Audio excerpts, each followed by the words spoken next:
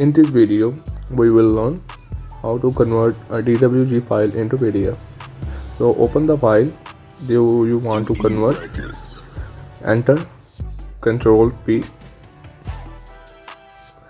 A window will appear in front of you.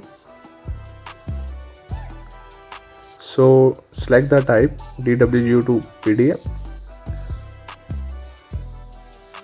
Then we have to select a window that we want to print.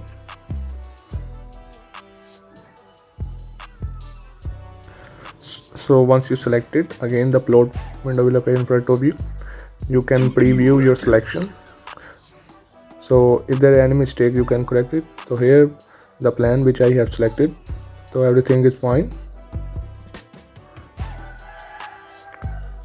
You can select the option of landscape and portrait. So everything is okay. Now if you want your window print into black and white, you can select monochrome from here, and you can see the every layer is converted into black and white. But I will select none option here.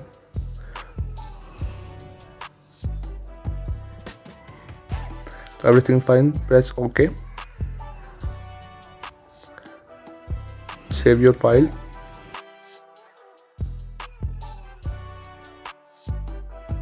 So now you can see the file that we have converted into PDF. You can check if there are any mistakes.